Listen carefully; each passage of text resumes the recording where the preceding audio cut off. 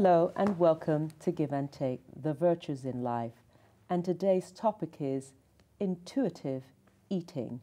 And we'll start first of all, before we go to our wonderful guests, by showing a short clip of a video. So thank you. Would you like to say hello? This is my Max. He breathes like Darth Vader.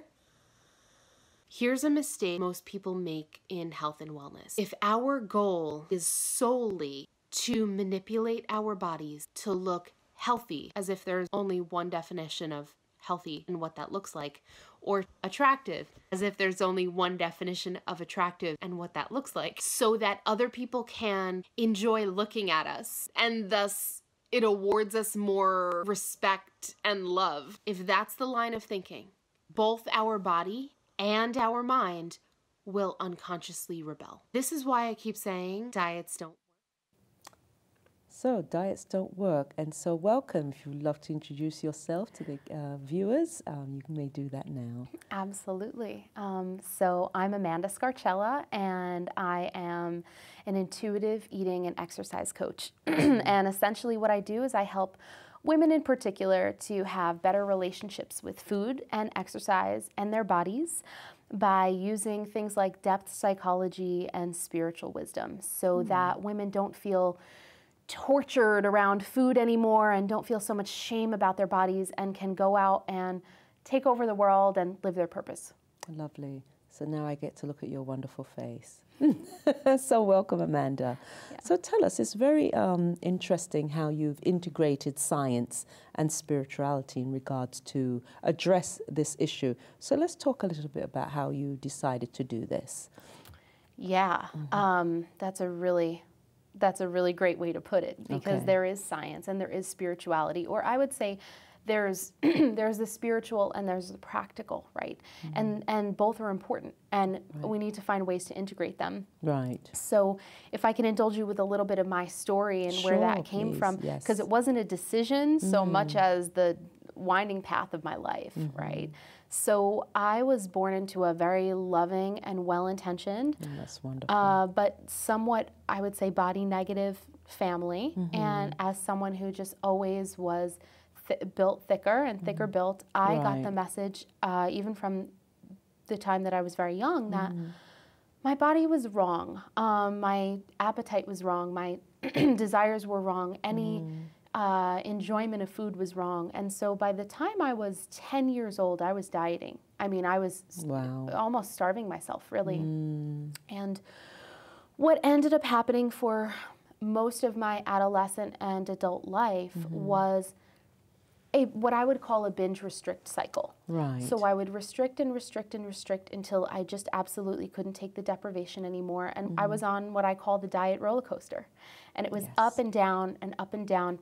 And I got to this point as an adult where I said, I am either going to, I can't do this anymore. Right. And I am either going to figure this out or die trying. Right. And so from that point on, I read every book, I worked with every coach, I watched every documentary, I did every possible aspect of research that you can possibly think of.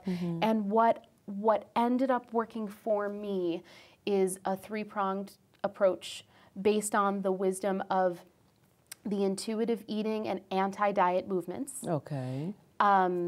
Depth psychology, particularly Jungian spiritual psychology, in which I now have a master's. Oh, great. And yeah, it's wonderful. Wonderful, and then the deeper spiritual wisdom that spans back even 5,000 years, but that things like quantum physics are now corroborating. So between the three of those, I really found my way back to peace with my plate and back to health and back to being a normal eater and being an athlete and loving to exercise and feeling whole and happy and sensual in my body and all these wonderful things. And I can feel that you are at peace where you are and you're in a comfortable place.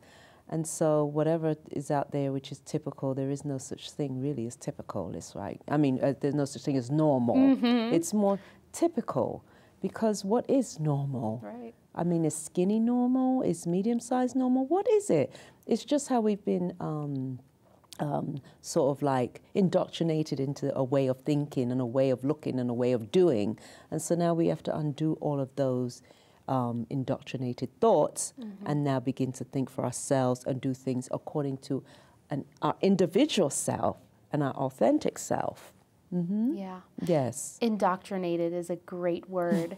And I envision a world where it's okay to be skinny and it's okay to be fat and it's okay to be anything in between. But that's important. But really what I look at, I would say my area, right? My area of expertise is where people are just tortured around food, where people, particularly women, feel out of control over food. And they're either, many of them are dealing with emotional eating, binge eating, food obsession, sneaking food, compulsive eating, overeating, and then they just feel like it's this big, shameful secret that's their fault. And one of the first things that I come in and tell people when I work with clients or just in general when I'm dealing with content is, you don't realize it, but it's the diet that's causing that. It's the restriction that's causing that. It's the restriction mentality, not even just the physical restriction of, I'm not going to have that pizza, but even the restriction of, all right, I'm going to have that pizza, but I'm going to judge myself and hate myself and beat myself up for it. When we are tying our self-worth to the way we eat, when we're tying our sense of self to the way we look, it has a very counterintuitive effect because what ends up happening is we're restricting physically by saying no to the cupcake. We're restricting mentally by eating the cupcake and then hating ourselves, and then we start the boomerang binge, that cycle where the restriction is sort of like pulling the arrow back, and then finally when you let go of the arrow, boom, you're in a face full of cupcakes, right? So it sounds counterintuitive to not try so hard and not tie your self-worth to eating, but really that's what's causing these out of control eating behaviors. Very interesting, because we were having a conversation earlier when I was saying that someone was talking about they're a vegetarian, and I said I'm a vegan. She said that's worse. Well, it sounds to me like you're not having a good time with that vegetarianism. So it's like it's not. I don't feel that way about my diet. It's like I embrace it. I know what I cook. I know what I'm going to eat. I know what I'm not going to do, and I don't feel like. I really don't feel like I'm depriving myself from anything. I don't. So the mindset is like, this is good for me. This is what I want. The diet works for me. I've always been one that was not good like yourself. As a little girl, dairy was an enemy for me. From a little girl, I rejected it. My body rejected it. And I would throw up. But like you said, there are well-intentioned teachers in school in England. They would force me to drink it. But my body didn't, it was not for me. So it's okay. I mean, like you said, they had good intentions. They thought milk was good for teeth and bones and all this stuff, but now we know it's not true. But, but it's fine. But now I know that when I look back, that I was never really supposed to be drinking milk or having any milk products or anything like that. And so the journey moves forward in regards to being not in that place of, oh my goodness, I've got to drink that or eat that and I feel sick. So, and I feel much better for it. But it's the mindset. Either you're going to do it or you're not going to do it. And if you're going to do it, you have to do it from the whole body, the wholeness, holistic way. Not like, oh, I'm a vegetarian, but I don't think I really like it though. Right? You know, I want to go back. Let's see that picture of the binge cycle so that you can talk a little bit about that. Okay, the diet binge cycle. So let's go through this. So I'm not going to go piece by piece through that whole thing. But it's essentially what I was explaining, that like you say, it's not a prescriptive of a diet is eating this or doing this or exercising this way. It's a mental state. It is. And the more that you know, just like it says in the diagram, the more that you diet and restrict, right, it inevitably is going to bring you through this cycle where you end up, it has this, what is that called? Like a backswing, like a backlash, right? Something, yeah, a backlash, pendulum. right, It's going to pendulum bring you right back to the opposite. Right. And it ends up being less healthy than if you had never done anything, mentally and physically. Right. It's not good for the body. When you're the body's like, what are you doing to me? It's like, what are you doing? Are you either going to be thin? You want to be, larger? Do you want to be? So it's sending mixed messages, and so it does good. No good for anything that's involved in the whole cycle. Yeah, it's sending mixed messages, and it also has a counterintuitive effect because. Statistics will show that you don't, dieting, if you look at dieting across the board. Right. 4% success rate. 4% success rate. I did not know that. 4%. Yeah, short term, you have a much higher success rate. Right. Long term, we're looking at a 95-96% failure rate on diets. So if we think about the diet industry, we're looking at a $60 billion industry with a 4% success rate. So they're doing quite well, right? Yeah, they're doing great. I mean, if I had those statistics, if any of us had those statistics at our job, we would be fired, right? Right. But it's like, and then we blame ourselves. Yes. Somehow we blame ourselves. Exactly. And so that's why it's not just that it's not going to physically work. And statistically, typically, if you're in the restrict binge cycle, you'll actually gain weight and lose muscle mass too. But beyond that, it's just not mentally healthy, and it's just not fun. I mean, when you're on your deathbed, is that how you want to say that you spent your life? Or do you want to say that you were happy and whole and understood your own power and spread love throughout the world and felt comfortable in your body and felt like a badass? I mean, I don't know about you, but that's my intention. Right. Yeah, I just want to be happy. I just want to be okay with my choices, whatever that is, and whether I'm going to be lighter in weight, heavier in weight, just be okay with it. Whenever it needs to do whatever it's going to do, it will do it. But not that I have to sort of go through this deprivation of food to make me or somebody else say, oh, you look fantastic. Oh, no, that should not happen. It should be a natural process.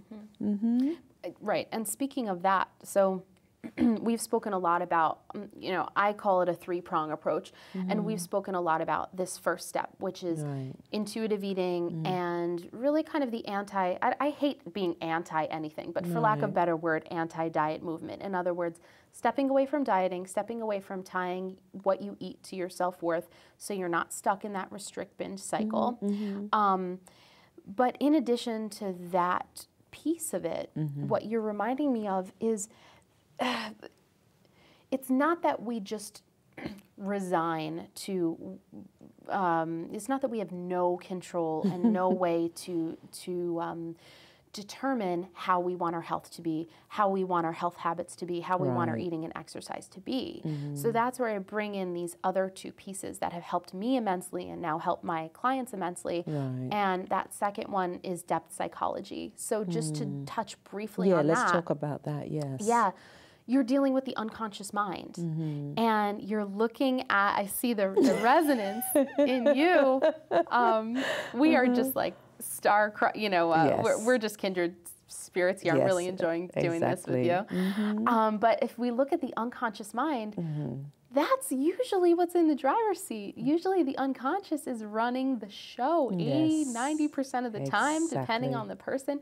And if you don't look at that, you can try to make any kind of behavioral change in the world, and it's not going to stick long term. No. And so Carl Jung is one of my favorite quotes. Mine too. Are you a Jungian? Yes, I am. That's phenomenal. So he would say, if you make the, until you make the unconscious conscious, it will direct your life, and you will call it fate. And you will be in a lack of a better word, in a sleep of ignorance. Kumbhakana. It's a Hindi word, Kumbhakana, which means the sleep of ignorance. And so we have to get out of that Kumbhakana state and wake up the conscious being, so that we can do things on a conscious awareness about. She's smiling. He's like, can I sit next to her right now? So that we can do things, as I was saying, according to whatever script that we wrote for ourselves, and not with this unconscious state of, oh, I'm just going to be whatever anybody else feels that I need to be. No, what I'm doing right now is a script that I wrote for myself, so that's why it feels so good, and it feels accurate. Well, you just brought me into the third step, the one I was going to talk about last. Okay. And that is, so we've got the, dropping the diet mentality, then we've, so that we don't need to binge and restrict and feel out of control of food anymore. Then we've got making the unconscious conscious, so that the behaviors that are driving us, we understand why we're eating so much. We understand why we are so mean to our bodies in these certain ways. We understand what it's really about, because it's never about food. And that's really powerful. And of course, coaching is really helpful there, because otherwise your ego is just going to bring you in circles. And then this third piece, which you just touched on organically, is the spiritual wisdom. Right. Because, and I have goosebumps, because if we don't understand who and what we truly are, if we don't understand that we are the consciousness that creates worlds, and that has an influence on our body, on our health, on this planet, mankind, and the elements, the whole entire planet. If we don't understand that, if we're not operating from that place, if we're operating from this tiny little egocentric survival, past conditioning, small self place, we have lost all our power. And no matter what we're trying to deal with or transform or change, it's going to be very difficult. Change is going to come slowly. It's going to feel like blood, sweat, and tears. When we shift into understanding that we are more than just a body, more than just an ego, more than just a collection of memories, the ability to transform any aspect of our lives or perception, it's so powerful. It's so powerful. It is. Yes. So that is the foundation. It's sort of like a triangle, right? It's like you need that spiritual foundation. You need that, and maybe spiritual, some people sort of shrug at that word based on their experiences, but really it's just understanding that our consciousness is really powerful. Consciousness, exactly. Very powerful. Very powerful. Can do amazing things when you're at that level, when you're at that state. As I was sharing with you in regards to this TV show, it was just that inspiration came, and it was just like 1, 2, 3, and here I am like 3 years later. And this is the success. There didn't need to be no Oprah or anything like that. This, to me, what I did, this is a success. And so I'm doing what I set out to do, more than what I set out to do, because I wasn't in this pie in the sky. It's like if I want to be like this big TV host and producer, I could do that, but it's not something that I wanted for myself. This is what I wanted, just plain and simple, so that I can just have people come on like you and all the wonderful guests that I've had come through here, share that even me, that I'm doing these great things that all these gurus and all these well-named people are doing, and I'm doing it for me, and I want to share that with other people, my personal journey and struggles, and I've got through it, and now I want to share that with other people. Yes. So beautifully said. I feel like I'm on a soapbox. No, I felt it. I felt it. Yeah. That's great. Yeah. Well, wonderful. Because if we distill what each of us are doing, doesn't it really come down to that? It does. Yeah, it does. And it's just, when you're at that place, you're at that place, and there's nothing going to change you and move you from there. And I'm there. And it's either you love me and embrace what I'm doing, or you reject me. It's okay. Either one is fine by me. I'm to that place where it's fine. If don't want to be involved, you want to be interested, it's okay with me. I'm love, your love. I'm peace, your peace. I'm joy, your joy. So I'm looking at a mirror. That's all I'm looking at. It's all we ever are looking at. That's it. And so we have to be at our best at all times. Because I don't want to look at a cracked mirror. I want to look at a mirror that's bright and shining. Say, wow, I look like that.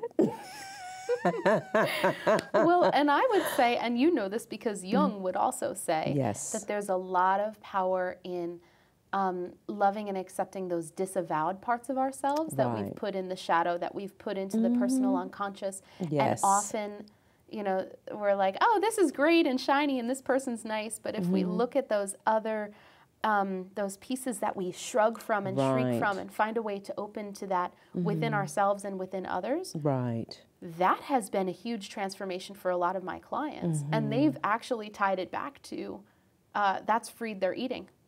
Fantastic. Wonderful. Amanda, before we go any further, I want to just, if you can talk about your social media sites, if you can share that with the viewers now. And because I know we have some pictures on the we want to look at those talk too. a little bit about what those are all about, right? Yes. So social media, you can find me at amandascarcella.com is my website, or on Facebook at Amanda Scarcella, the Diet Rebel. And it is the same on Instagram. I'm at Amanda Scarcella, but you'll see me as Amanda Scarcella, the Diet Rebel on there as well.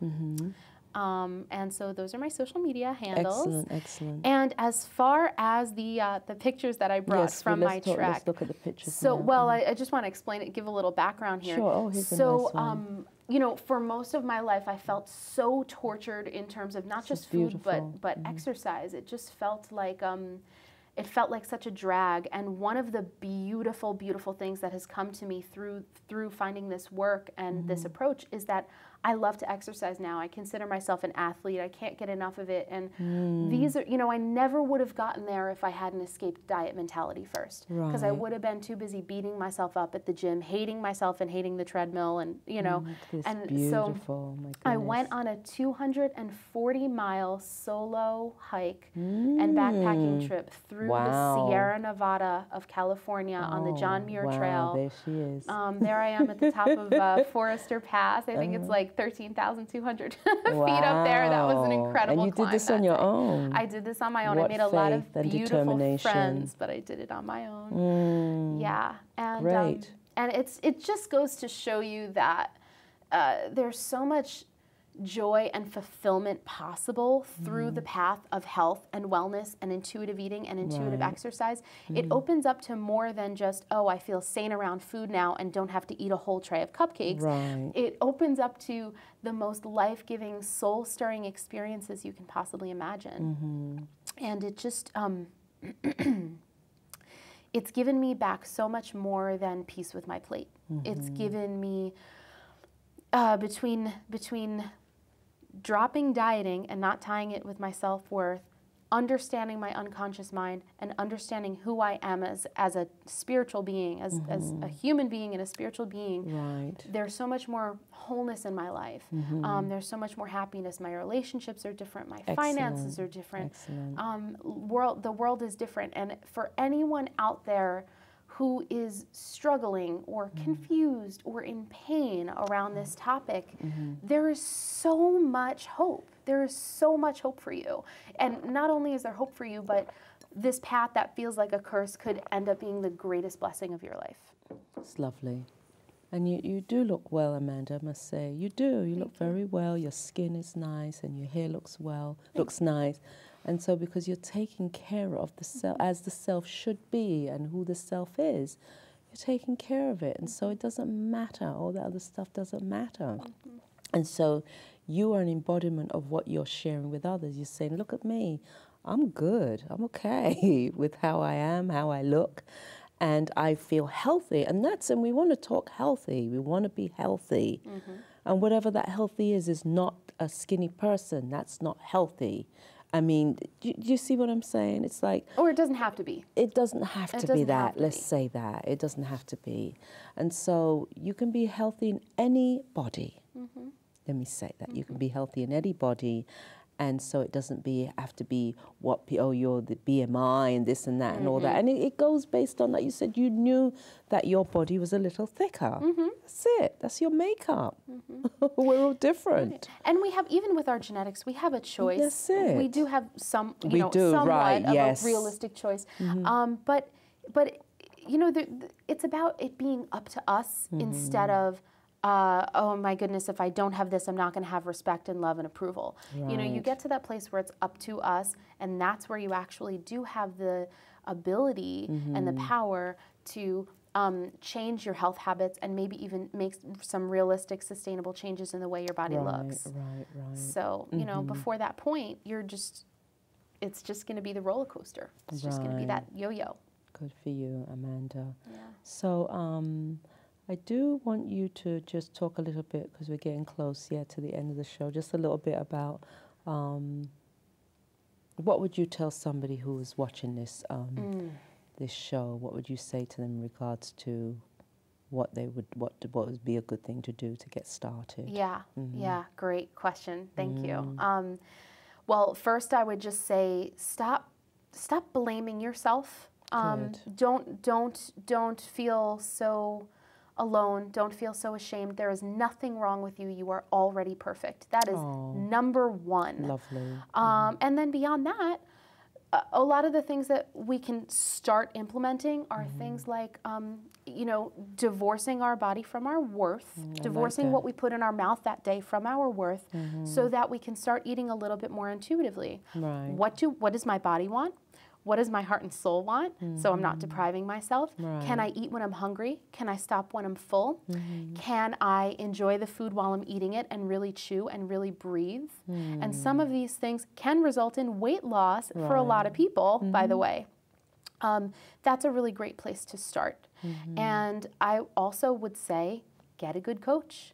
Get a good Jungian coach. And it could be me, but it doesn't have to be me, right? And also just start to understand and start to ask yourself, who am I? Really, who am I? Am I just a body, or is there something more here that I'm called to do? And if so, how can I start to have a direct experience of that? Perfectly said, Amanda. So well said. Thank you. If we all thought like that, this world will be such a wonderful, peaceful world, and everybody will love each other, and everybody will be just like on cloud nine, right? But we're getting there. See, you get it. I tell people that. They say, really? I says, don't you feel it? We're going through that period of transition. Everything will change for the better. It's going to get to its total degradation, and then it's going to change. And we'll be all in that state of awareness and consciousness, and we'll be no longer looking at bodies and all of that. And we're just... So anyway, I have to finish up now, Amanda. So I really appreciate you coming on the show and your openness and your sharing your personal journey. And so now to the wonderful viewers, your level of consciousness is the gateway to the future. Thank you.